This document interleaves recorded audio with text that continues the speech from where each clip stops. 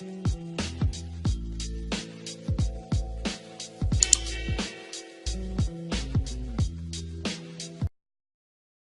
البرلمان المغربي بمجلسه مساء أمس الاثنين عن تنديده الشديد بقرار الإدارة الأمريكية نقل سفارتها إلى القدس الشريف، معتبرا أنه قرار يمس بشكل صارخ بالشرعية الدولية ويعقد الوضع في المنطقة. كما أكد البرلمان خلال جلسة مشتركة لمجلسه حضرها رئيس الحكومة السيد سعد الدين العثماني وعدد من الوزراء وسفير دولة فلسطين بالرباط السيد جمال الشبكي على خطورة هذا القرار الذي سيقود الجهود الدولية الهادفة لتحقيق السلام، معربا عن رفضه القوي لسياسة تهويد المدينة المقدسة. وثمن عاليا كل المساعي والاتصالات المكثفة التي قام بها صاحب الجلالة الملك محمد السادس رئيس لجنة القدس للحيلولة دون اتخاذ هذا القرار منذ تواتر الأخبار حول عزم الإدارة الأمريكية نقل سفارتها إلى القدس. كما جدد الدعم الثابت والتضامن المطلق مع الشعب الفلسطيني والوقوف إلى جانبه لحقوقه المشروعة وعلى رأسها بقامة دولته المستقلة وعاصمتها القدس. بهذه المناسبة أكد رئيس مجلس النواب السيد الحبيب المالكي أن الأمر لا يتعلق بقرار دبلوماسي سيادي للولايات المتحدة، وإنما هو قرار يمس القضية الفلسطينية في الصميم وحقوق الشعب الفلسطيني والحقوق الدينية والروحية والعقائدية للمسلمين والمسيحيين كافة في مقدساتهم داخل القدس الشريف.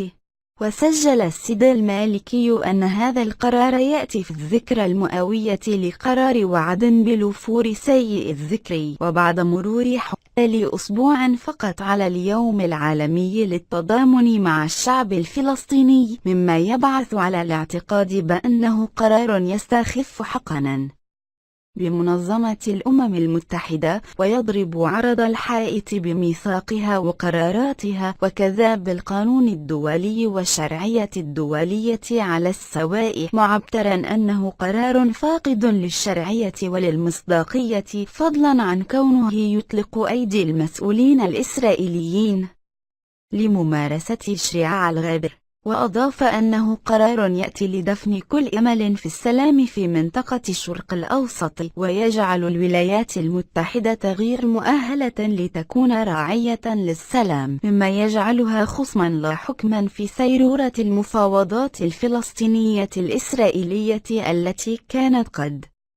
جعلت من قضية القدس المدينة والمقدسات بندا من بنود مفاوضات الحل النهائي. كما ثمن مبادرة جلالة الملك رئيس لجنة القدس الذي كان سباقا في مراسلة الرئيس الأمريكي لوضعه في صورة الواقع الملموس وحمله على التفكير مليانا في قراره، مبرزا أن البرلمان المغربي بمجلسيه سيستضيف يوم الخميس المقبل قمة لرؤساء البرلمانات العربية حول هذه التطورات الخطيرة التي تمس بوضع مدينة القدس والمقدسات الشريفة فيها، بل وبالحقوق الثابتة المؤكدة للشعب العربي الفلسطيني الشقيق. وأشار إلى أنه سيتم العمل على الحضور والمساهمة في جميع المحافل والمنتديات والمبادرات البرلمانية الدولية ذات الصلة بهذا الموضوع وفق التوجه الذي اختطه جلالة الملك، وتفعيلا لالتزامات المملكة المغربية تجاه القضية الفلسطينية والقدس الشريف. من جانبه ذكر رئيس مجلس المستشارين السيد حكيم بن شماش بكل مواقف دول العالم من احتلال القدس منذ عام 1967 التي تعكس الوضع الخاص للمدينة، وكذا قرارات الجمعية العامة للأمم المتحدة ومجلس الأمن التي اعتبرت كل الإجراءات التي اتخذتها وتتخذها إسرائيل لتغيير وضع مدينة القدس لاغية تماما، وليست لها أي شرعية قانونية، ولا يمكن أن تغير بأي حال من الأحوال وضعية القدس. ألفت إلى خطورة هذه الخطوة التي تعمل على تقويض الجهود الدولية الهادفة لتحقيق السلام، بل أكثر من ذلك مكلنها أنتزج بالنطق في مزيد من التوترات والصراعات التي تهدد السلم والأمن الدوليين، مشيرا إلى أن